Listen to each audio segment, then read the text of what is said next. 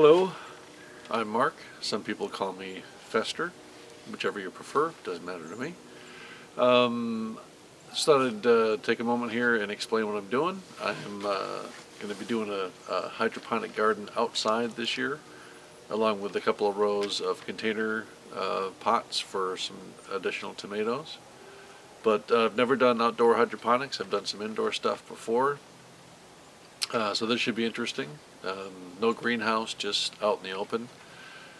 So lots of new stuff for me. I'm going to take you through the process of starting the seedlings all the way to hopefully a huge harvest at the end of the year. But we'll see. Time will tell. And this really is as much for me as it is for anybody else who might be watching. It's not really a tutorial, more of a documentation of my process and how I'm doing things, so maybe next year I can look at it and do things better and differently. So with that, we'll take you inside probably and show you how to start some seeds. I thought I'd have you take a look at what I did a couple of weeks ago. This was 2 Saturdays ago. Alright, so we got 4 Jupiter bell peppers back here, 4 California Wonders. And these have a little fancy name that I can't pronounce, so I'm going to call them the red bell peppers. And this here is 1 eggplant, and I will be thinning these out today. I put 2 seeds in each hole, and I'll be probably thinning out the smaller ones today so the strong one can get all the goodies. Alright, talk to you in a sec. And got laid out sort of what I'm going to be using today. We got a 10 by 20 propagation tray with a humidity dome. Got Rockwool. This is the 2-inch Rockwool, 5 across, 10 down. So there's 50 slots in here. I got a pH meter that also does ppm and temperature. A bucket and some grow fertilizer, nutrients. First thing we need to do is to get this ready. This has to be pH 5.5 before we stick some seeds in there. And so we'll get to that. I'll get some water ready and we get the nutrients ready, and we'll soak that stuff and be ready to go. My water is naturally pH 6.9, 6.8, 6.9, 7.0, somewhere around there. Pretty much neutral. So we need to bring this down to 5.5. So we'll throw a little bit of pH down in there, mix it up, and see where we get. I use an eyedropper because this stuff is kind of nasty. So I don't want to get it on my hands, so I just put a little bit in there, and we'll see where we're at with that. Stir it up a little bit, see where that gets us.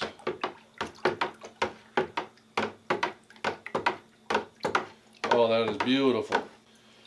5.5 ppm, parts per million. We're at 259. I like to put about 200 parts per million nutrient solution in, just to give a little boost once it actually pops up out of the grow den or the Rockwool, and gives it something to bite on right away. It's not soiled, there's no nutrients in the Rockwool, so if there's a little bit there, it won't hurt. You don't want to do too much, because then you can end up burning your plants up. So we'll add just a little bit of nutrient solution.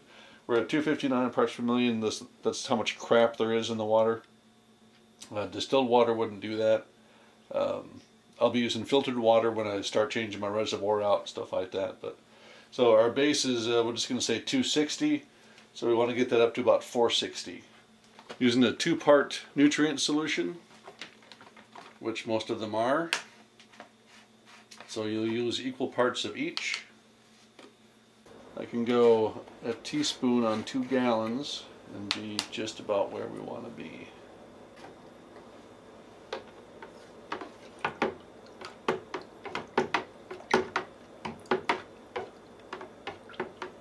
$4.70, good enough. Look all good. All right, so this water / nutrient solution is ready to go, and we will pour that in the onto the Rockwool. All right, so normally this is something that I would do in the bathtub because, well, it can get messy. But we're going to do it here on the island, the kitchen island. You want to pour your water over the Rockwool. Slowly. absorb in there. Alright, so we'll let that sit for about a half hour or so, and then that'll get all soaked in there really nicely. And then we'll come back and we'll drain that off. And you will see why I like to do this in the tub, but I think we can manage. Pour this out.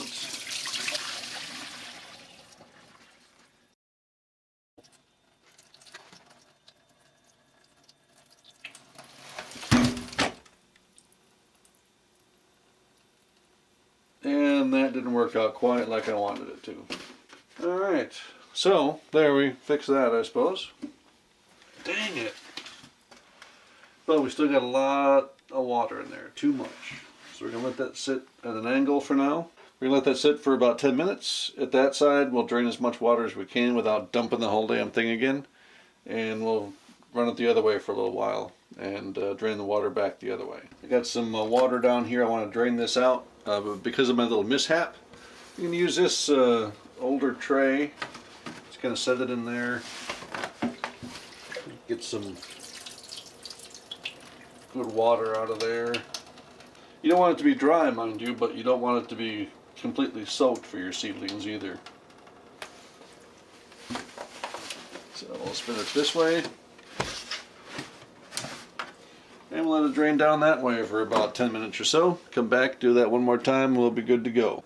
Alright, so we'll drain the water on this side, and we'll be ready to put some seeds in there.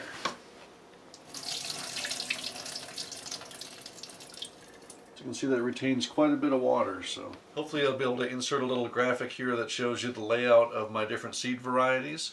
I'm going to do 10 different rows, 10 different varieties, 5 seed holes per variety. So we're going to put 2 seeds per hole. You see these already have little holes built in. Just drop 2 of each in here. These are my black crims. Just get them toward the top of the hole. Alright, so we got the 2 seeds at least fairly close to each hole. Just pop them in there a little bit. Make sure they're at least a 1/4 inch down in there. That's sitting right on the top.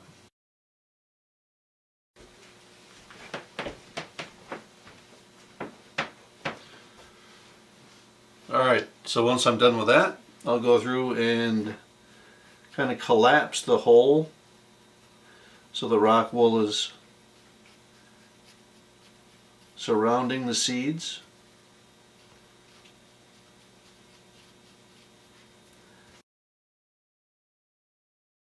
Alright, so I got them all ready to go, and the one thing I didn't mention is, I don't know if you noticed, but I got a little orange dot right here.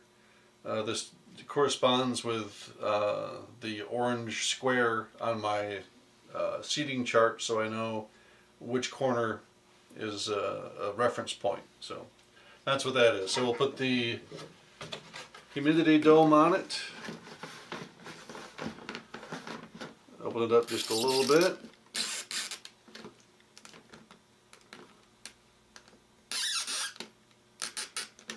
And we'll throw it into the dark room, put a mat underneath it, and I'll show you that in just a second. Alright, so we got our seedling mats all set out.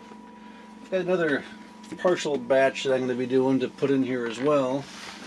We'll just set those on top of the heating mat. Once we get our second one in here, we'll turn this light off. So as soon as we see some sprouts come up, we'll turn the lights on and get them down on there so they don't get too leggy, as they say. Alright, so we'll do that, and that may be the end of this video.